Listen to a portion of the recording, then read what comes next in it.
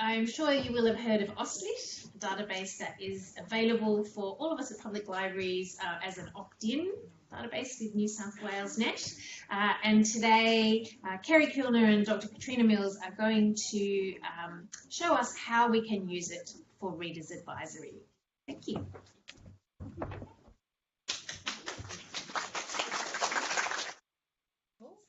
I think I just lost you. Okay. Hello, everyone. Gosh, there's a lot of people there. How exciting. That's Auslan for applause. That's about the only Auslan I know. We're delighted to be speaking to you today, and we're going to both talk. I'm going to give a bit of background. Can you hear me? Excuse me, okay? do you mind speaking a little bit louder? We're having a bit of trouble hearing you, and we've got our volume up max, so it might have to be a little bit closer to your speaker or just louder. Thanks. Okay, how's that? Is that better? Is that better? Can you hear us better now? No? Oh dear. All right. Where's our volume button? I think I've got my volume up as high as it can go. Switch to phone audio. No, I don't think I want to do that. No. Oh, that's muted. Right. Well, that's pretty annoying. Okay, someone sent us a chat message about hearing us. Oh. Okay. Okay. So is it when I do screen sharing you can't hear us? Can you hear me now? Yes. Excellent. Okay. So I'm going to try and open Austlit. Can you still hear me now? Everything, you're still hearing us? Yes. Oh, Good, okay, good. great. Okay. The wonders of technology. Okay, so I'm Kerry Kilner, and this is my colleague, Dr. Katrina Mills, who is our senior researcher and content developer. I'm the director of Austlit and have been the director since 2002. So for a really long part of my career, I've been working on Austlit and trying to make it the very best it can be. It's been a real privilege to work on this project and to try and map Australian literary history for diverse user groups. So what I'm going to do today is just give you a little bit of information about the history and what we do and how we try and support librarians and researchers and students who are interested in Australian literature and Australian storytelling. And then Katrina is going to take over, and she'll be talking specifically about genre fiction and science fiction and how librarians can use it to use the database to discover things. So I'll be doing a bit of high level, Katrina will be doing hands-on, so that you'll know how best to use Austlit for your own needs. So Austlit was launched in 2002 after a couple of years of working collaboratively with researchers and librarians and bibliographers from many universities around Australia. It was based on a collection of databases and research projects that were looking at individual areas, I guess, more specific and general areas of Australian literary history. So all of those data sets, which ranged from things like the Multicultural Australian Writers Database, women writers of South Australia, Western Australian writers, and the writers of North Queensland. All of these data sets came together into the one database, and the two really big projects that were brought together were the Bibliography of Australian Literature project, which is the world's last print bibliography of national literature, I like to call it, because nobody would be mad enough to try that again. And the old Austlit database, which some of you may have been familiar with in its old CD-ROM form, and then its early web-based form. So these really diverse and interesting data sets were all brought together at the turn of the century. Austlit was launched in 2002. And then ever since then, we've been working with more researchers and librarians to enhance and expand and to turn Austlit into basically the most comprehensive database of its kind in the world. It's unique in that no other country has ever tried to map their literary history so comprehensively as we have done here. And as I say, it's built on years of biographical and bibliographical research.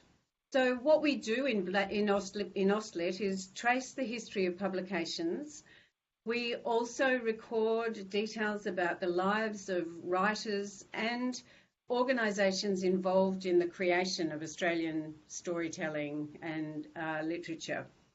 So publishers, festivals, organisations that support our literary culture. We also include details about them.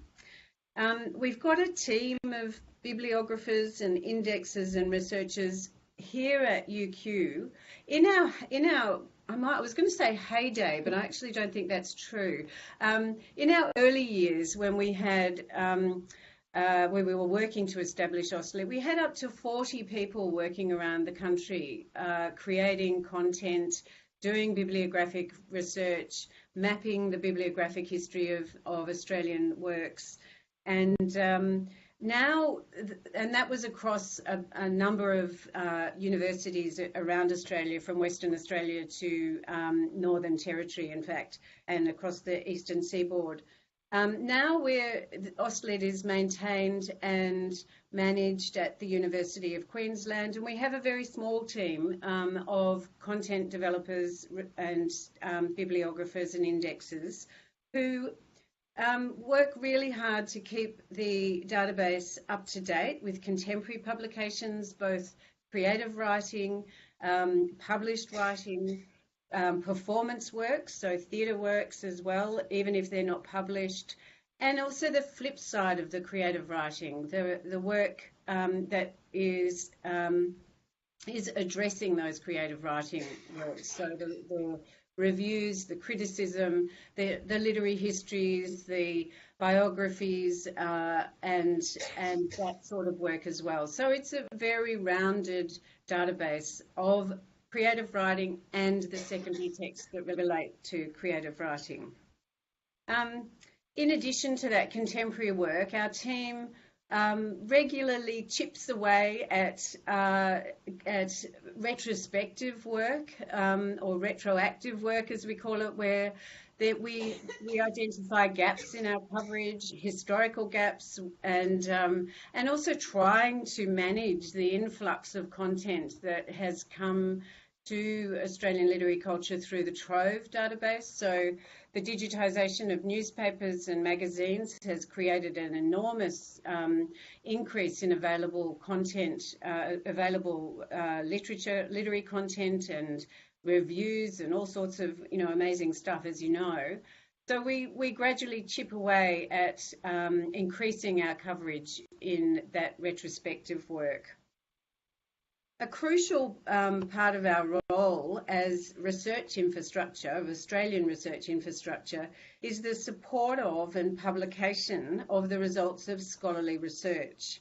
So they might be data sets of bibliographical or biographical records that have been enhanced by researchers at universities, both in Australia and internationally, and they often form the basis of a researcher's investigation into a particular topic.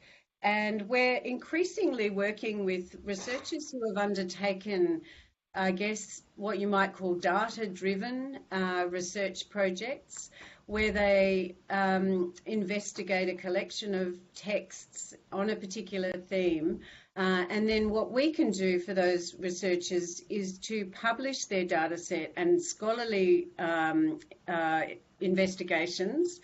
And a couple of examples of that are a new project we recently published called the Picture Book Diet. So this was a project that was undertaken by Dr. Laurel Cohen as her PhD project.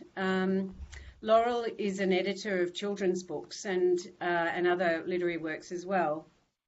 And in her PhD project, she looked at the way that food is represented in Australian children's books. And what she discovered was that most children's books highlight really unhealthy food. And so she decided she wanted to investigate how food was represented and to discuss the ways that either healthy food is represented, unhealthy food is represented, who's doing the cooking, whether it's, men doing the cooking or women doing the cooking, and all of those sorts of things. So what Laurel did was work with us to annotate and enhance records, children's books, illustrated children's books, and we've published a collection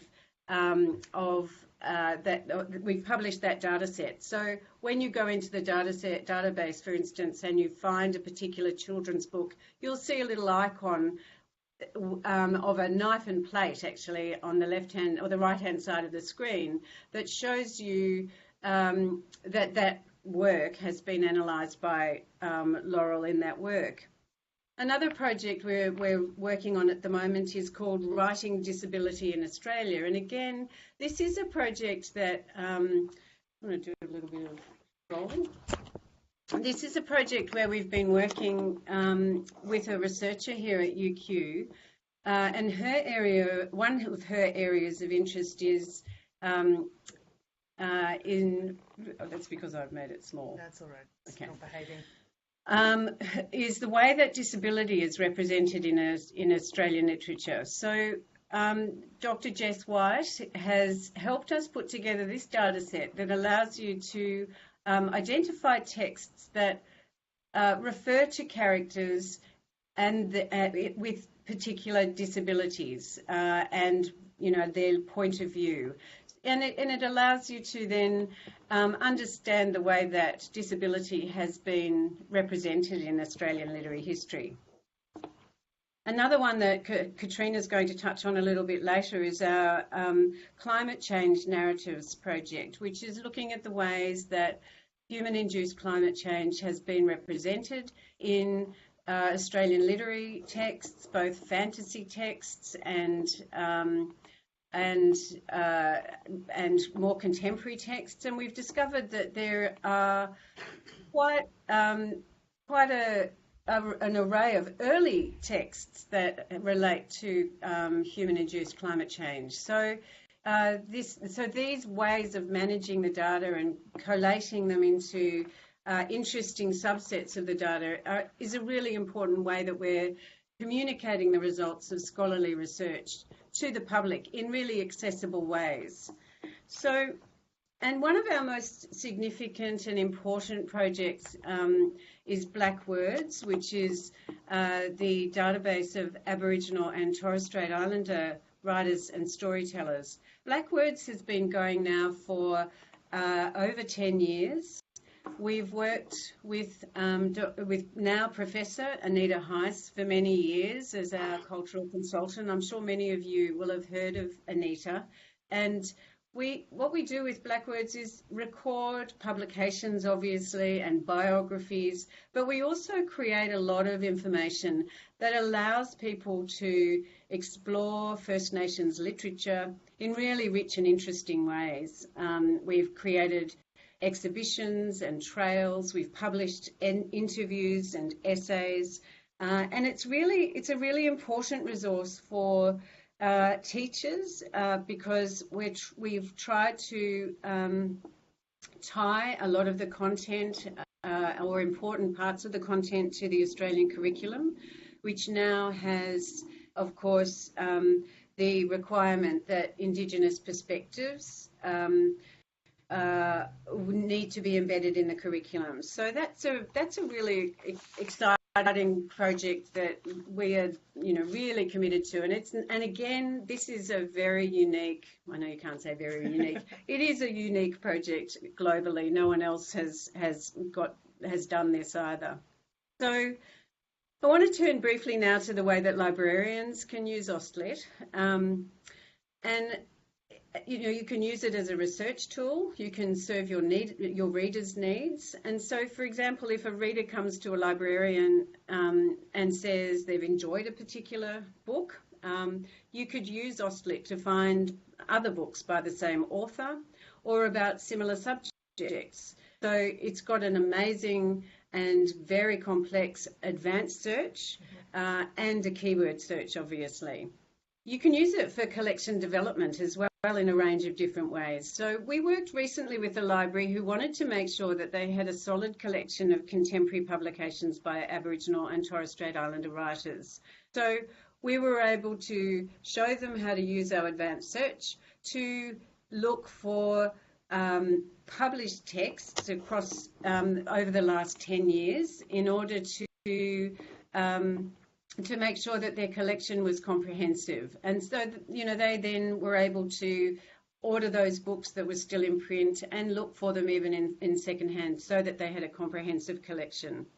The same can be said for romance fiction or fantasy and science fiction or other genre works. If you're interested in making sure that your readers can get the latest rural romance, one of those tongue twisters, or the latest Australian fantasy works, you can do the same by using our advanced search, limiting it to the year of publication, etc. And also looking for literary works that have won awards. So being able to search Austlit for the most recent awards, the Miles Franklin, the Stella, the Aurealis, etc. All of that information is tracked in Austlit. So for collection development, it's an incredibly useful tool.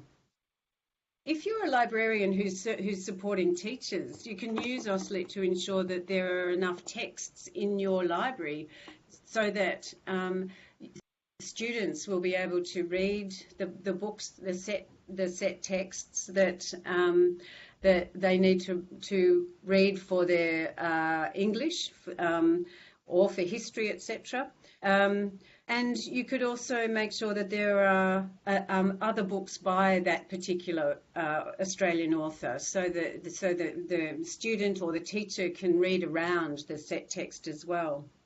You might be supporting local theatre groups, for instance, and librarians who are doing that will be interested to know that the Australian Drama Archive is a project we've been working on for a couple of years now, where we're digitising collections of plays by playwrights working before the 1960s. So everyone knows about Summer of the 17th Doll, but not enough people know about the fantastic plays that were written and produced before Summer of the 17th Doll. So in an attempt to demystify the early Australian theatre history, we've begun to digitise this collection. So if you have a local theatre group who's looking for a short play, you'll be able to direct them to the Australian Drama Archive, and they'll be able to find the full text of the plays available,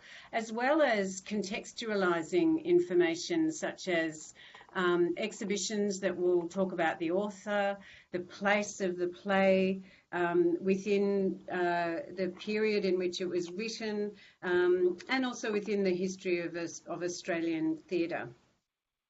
The other fun way you could actually use Austlit is for displays or special events that you might be having.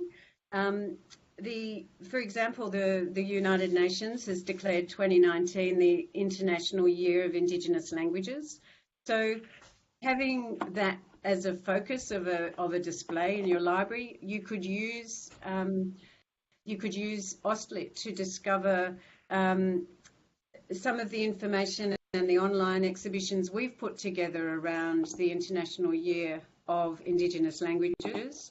And if you, for instance, if you know about the traditional owners of the land where your libraries sit, where your library sits, you can search black words for writers and for that country, and perhaps use that information to put up some language around your library. The Climate Change in Australian Narratives project, for example, could allow librarians to create a display around both historical and contemporary texts that are addressing this important reality. And speaking from Queensland, where we're having the longest and hottest summer on record, that raising awareness around that is not a bad idea. Again, the Writing Disability in Australia project could help librarians ensure that otherwise abled Australian readers can see themselves reflected in the books available for them to borrow in their local library. And there are many other examples. I'd encourage you to look at the links at the top of of every page. The teaching resources here, you can find lots of information around teaching at both school and tertiary level. Our research projects are listed here, so you can explore some of these and see the way that they might fit into your agenda on the local library level. You might also be supporting reading groups who are reading Australian literature. And if you're doing that, you would be able to use Austlit to find more information about the Australian writer they're reading, or on other books on particular themes that match that writer. So you might also, if you have a reading group coming, you could get your patrons to actually search Austlit for books that they might like to read in the future. So I hope I've given you a bit of a taste there of how Austlit can be used by librarians and to support your readers. And I'm going to hand over to Katrina now so that she can show you a little bit more hands-on. But I'll just pause for a minute just to see if there's any questions that you'd like me specifically to answer.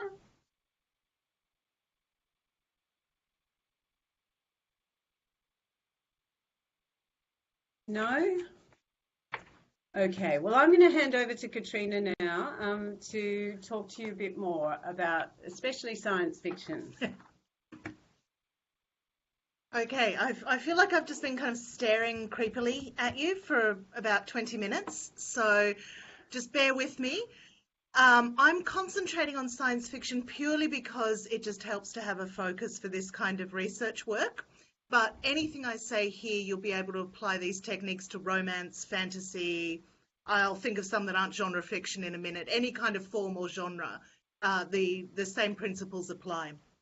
So basically, I want to quickly cover how you might find full text, how you might do a very specific search for something like Indigenous Futurism, how you can narrow your search by a category like gender or heritage or award-winning works, how you can localize your content, and the kind of content we have that is not bibliographical records, because as we've seen some of the research projects, I also want to give you a bit of an introduction to the full text. So first and foremost, people always ask about the full text. Austlit is not primarily a full text database, we're a bibliographical database, but we do have a lot of full text works. And I'm going to show you the two ways in which you can find that material. So if we're on the advanced search page, here's the important button here, is the full text available button. If I click that, Excuse me, is it possible to make it, sorry, this is Ellen, is it possible to make your text a little bit larger? I think it could be quite hard for people at the back here to see it. Is that better for people? How's that? Great, thanks, beautiful, thank you very much. Brilliant. Thank you, Ellen. Okay, and then I'm going to pick my genre of science fiction. I know, there's absolutely nothing more exciting than live bibliography. Now we search this. So this will return anything that has some kind of full text attached to it.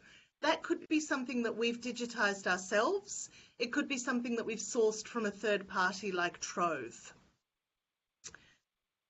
And let me just organise that by date to bring up the most recent, or the earliest one, and it's from 1675.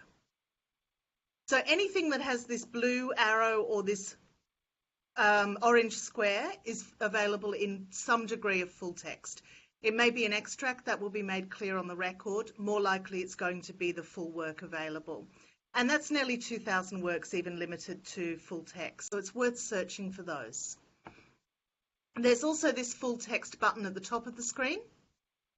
And this will give you the information on the things that we ourselves have published or digitised. So some of them might be original research, like Growing Up Indigenous is not research actually, it's life stories. Original research like the Contemporary Settler Colonial narrative, there's some republished classics work here as well.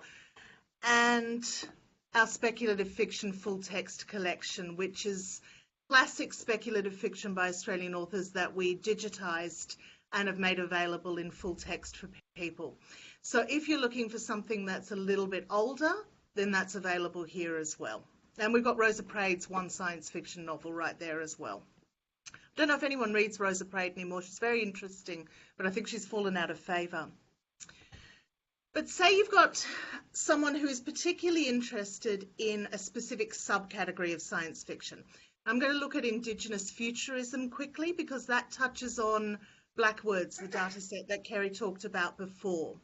So Indigenous Futurism, coined by Grace Dillon, who is an Anishinaabe woman from the US, and she's talking about the way in which science fiction allows Indigenous people not just to question the colonialism of science fiction, and Amberlyn Kwai-Mulliner, who's a Paraku woman from Western Australia, talks about how science fiction is so often travelling to other places and then setting up colonies there, but also to imagine an Indigenous future without colonisation. So to look for something like that, going back to the advanced search page, if you limit your search by Black words in this project drop down here, and I'll leave you to explore these projects on your own, that will only return works by Aboriginal or Torres Strait Islander authors. Again, I'm going to narrow it down by science fiction, and in this case, I'm going to add fantasy as well, just to really mix things up a little bit. Science fiction or fantasy.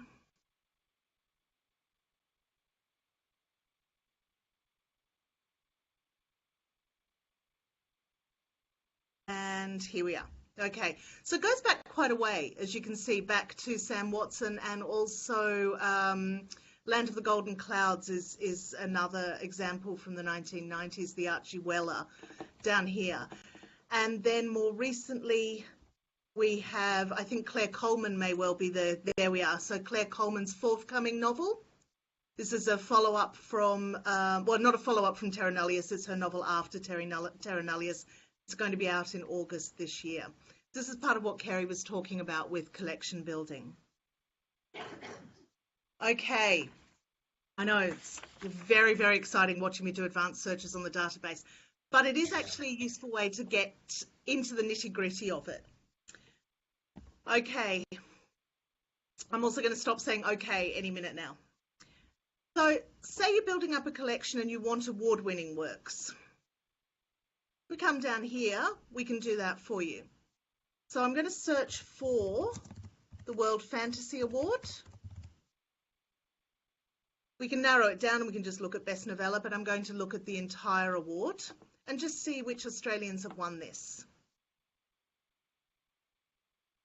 Sean Tan, unsurprisingly, up the top. Lucy Sussex there as well, Margot Lanigan. Some big names, some big authors, some authors you may not be as familiar with. Angela Slater is a Brisbane-based author who's won a wide range of awards. And in fact, if you go to her record, you can see she's won or been nominated for 43 awards, including the David Award, the Ditmar Award, the Australian Shadows, the Aurealis, all the big Australian ones, and also the World Fantasy Award. I think she won for Sourdough, which is down, or you know, it was the Bitterwood Bible. There we go. So if you're building up a collection, you've got the new award coming out and you want to showcase some previous winners, that's another really easy search on the database. We can also localize content for the kind of readers that your library is serving. So for example, and this was a fun search to put together, say you have a large Polish population who's really into science fiction. So we've got it narrowed down to science fiction, and we're going to look for works that have been translated into Polish. And I checked this morning. There's quite a few.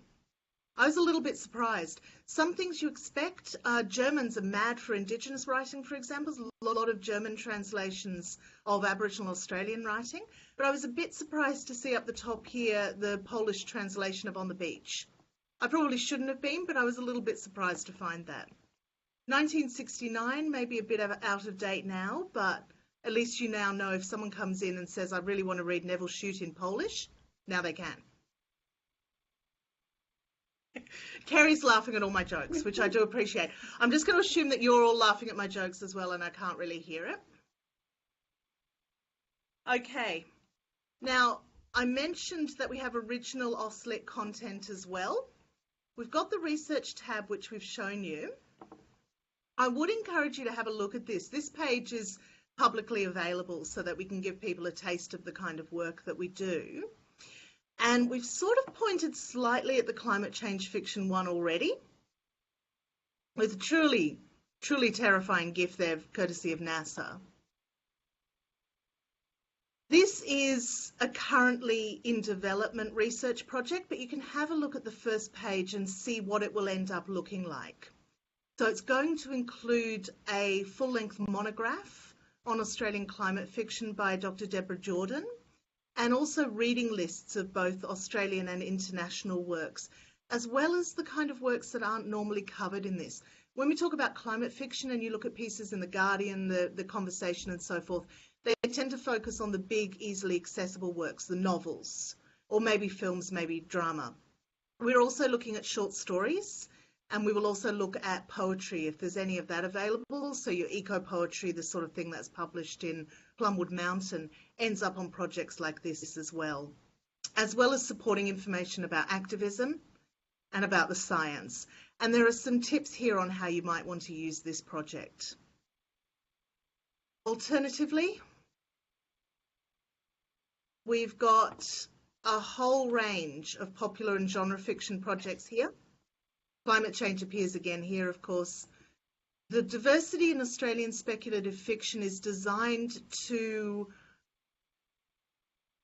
It's a way of finding works that either address gender, religion and identity that is outside the mainstream, so is not the traditional Anglo-Celtic identity that's often associated with European science fiction and fantasy, and also by authors of non-Anglo-Celtic backgrounds. And we've also got a steampunk project here, which I'm not only highlighting because I wrote it, but also because it is actually a really thorough overview of Australian steampunk. And if you're reading steampunk, you're generally reading American or British stuff, and this happens a lot with science fiction and fantasy. Projects like this are designed to get people reading Australian versions of these genres and to think about what Australian authors are doing that may be different. In this case, it's what they're not doing that's quite interesting in steampunk, in that they're not often interrogating the colonial structures of the steampunk genre. But that could actually be a very long lecture, so I will spare you that particular lecture. The last thing I really want to draw your attention to is support for teachers and students in finding material that has teaching notes available for them. So I know teaching notes are available in a wide number of areas, but here again, we've got the tick box available. I'm going to narrow it down to novels and science fiction.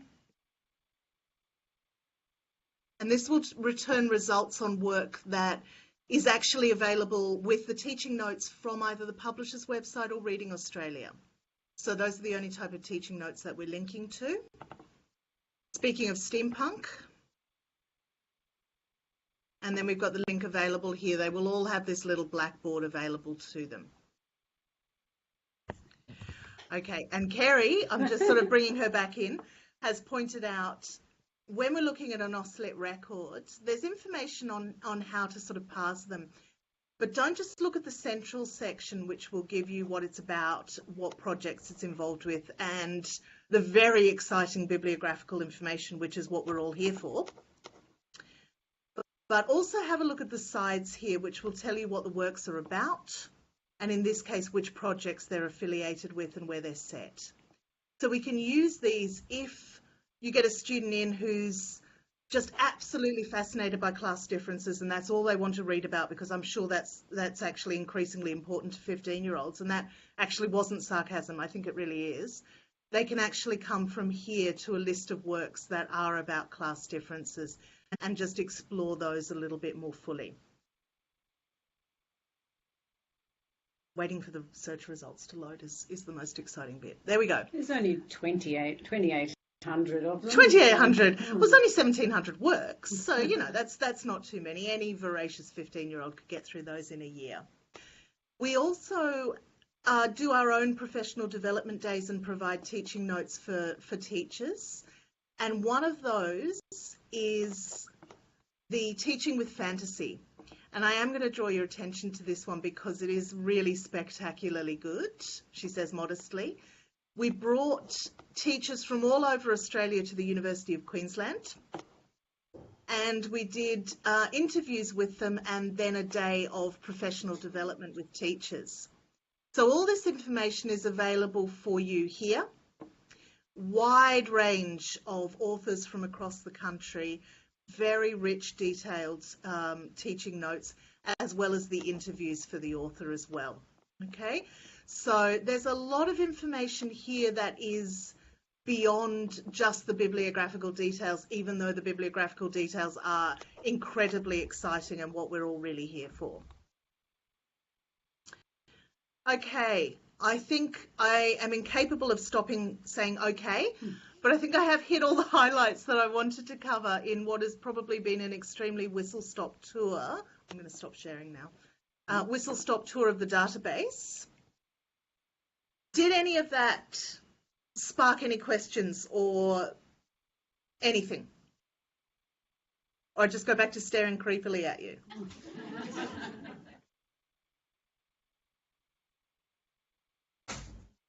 No? Okay, I think I'm going to take that as proof that I was perfectly crystal clear. But actually, the best way of learning is just having a look at the database and just throwing yourself into it. If it is work by an Australian or about Australia, there should be a record for it on Austlit. If there isn't, there will be as soon as we find out about it. So if it's something that you're building, and if you've got any kind of question at all, email us. We love getting emails. Or follow us on Twitter. Kerry and I are the Twitter people, primarily me. A lot of bad jokes. I'm really trying to redress the balance of how there are no good bibliography jokes out there.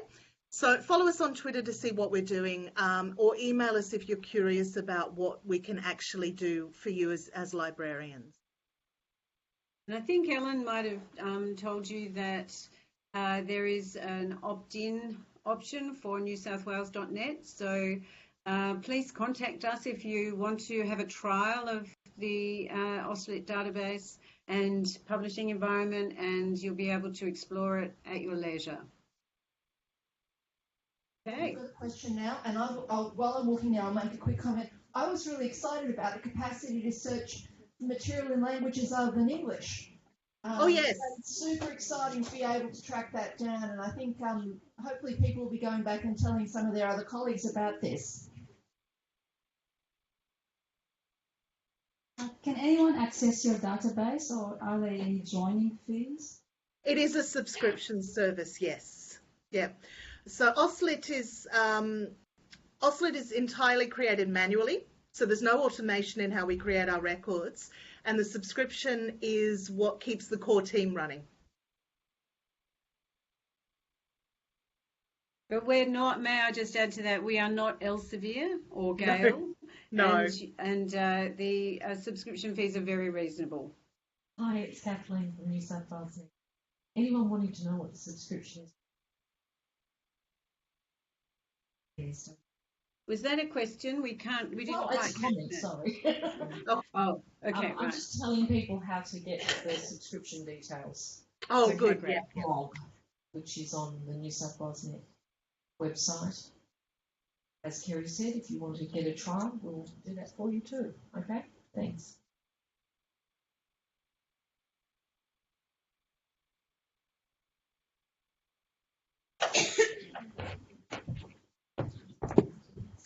Thank you very much, Kerry and Katrina. This is Amy. I don't think you can see me. That was totally fascinating, and I'm sure there'll be lots more subscriptions coming up for Austlit. Thank you very much for your time. Thank you very much. Welcome. Thank you for having me. Okay, so we'll hang up now and enjoy the rest of your day, everyone. Bye. Thank you. Well, we have one more totally fabulous and exciting thing for you. Is Taryn from Hornsby Library, who's going to be telling us how to use RA to promote our e-library collections, or at least how they are promoting theirs. Obviously, this fits in really well with our first talk this morning. I know that in our area, we spend 20% of our collections money on e-resources, and they only account for 5% of our loans. So I will be definitely paying a lot of attention. Thank you very much, Taryn.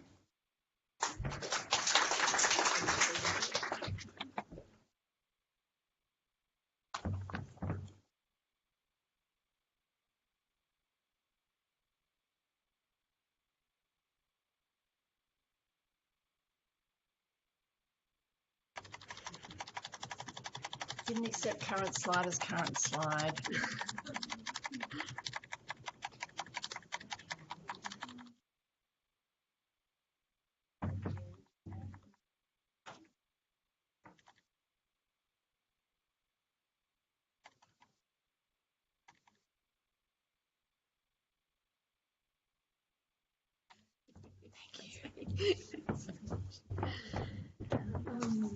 Good afternoon, everyone. I'm Taryn from Hornsby Library, and yes, as Amy said, I'm just talking a little bit about our e-library collection and how we're promoting it at the moment.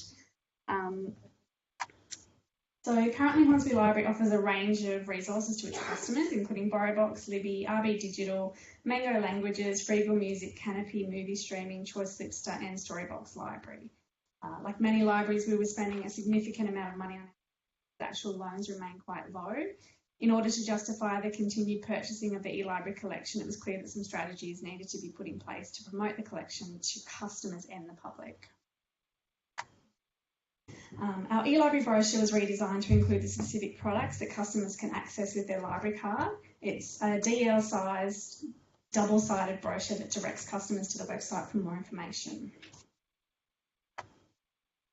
We sourced a custom pop-up booth as a base for information sessions on using the e-library. Our first outing for the booth was for a Library Lovers Day outreach event in Hornsby Mall. We've also set the booth up at council chambers to specifically promote the e-library to council staff and get them on board as well.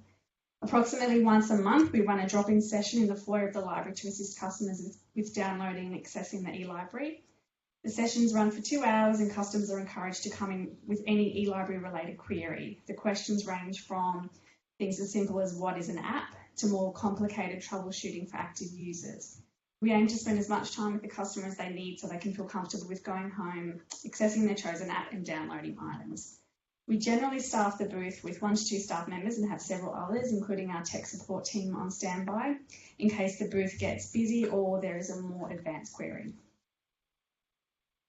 So the advantages of these sessions are we relieve the information desk of long e-library related queries. We give customers the confidence to use the e-library on their own. The ability to promote a general awareness of the existence of the e-library, as many people approach the booth out of curiosity about what we're doing, and the ability to record some statistics on common problems associated with the e-library. Since June 2011, which was our first session, we've assisted around 80 customers with e-library queries. So that's what it looks like set up and out in the community. And this is what it looks like unassembled. So all parts fit comfortably in the booth when it is unassembled, and it's fitted with wheels, so it's very easy to transport. The booth and flags were sourced from a company called Vivid Ads at a cost of around $1,100. So the promotion of the eLibrary pop-up is kept very simple with no bookings required. The sessions are advertised on the website, in the quarterly What's On guide, and promotional flyers are distributed throughout the branches. So we also use shelf talkers, which are used to alert customers to the existence of a selection of authors and subject areas in the eLibrary. Fiction ebook and audiobooks shelf talkers are updated about once a month with authors that we feel will be sought after. Consultation with the selectors is important for this part of the process. We also do some non-fiction shelf talkers. Again, the selectors choose areas they wish to promote, and currently there is a focus on Lonely Planet guides, which the physical guides are hugely popular in our library, and also Mango languages as a supplement to the physical language resources.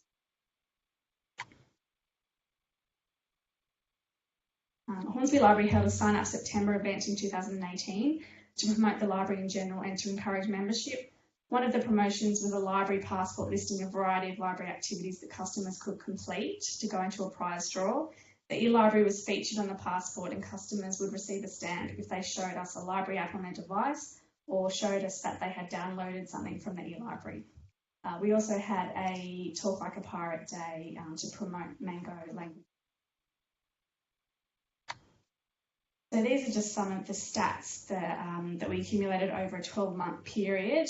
There, as you can see, there was a significant rise in usage of the eLibrary collection. Libby ebooks rose 85%, Libby e-audiobooks 126%, BorrowBox ebooks 25%, BorrowBox e-audiobooks 52%. And then RB Digital was a 90% increase, Choice Magazine 105%, and Mango Languages 104%. So the rise in the usage of the eLibrary obviously can't be contributed to any one factor, but the combination of consistent promotion and careful selection of items appear to have made some positive changes to the numbers of loans, and we hope that we can continue to help customers build their confidence and interest in accessing the eLibrary. Thank you.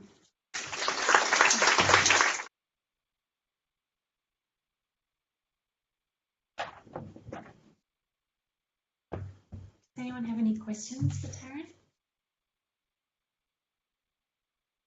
No. Well, then that brings us to the end of today. Thank you all so much for coming. Travel safely to get home. Thanks to the State Library and for everyone on the committee for the organisation.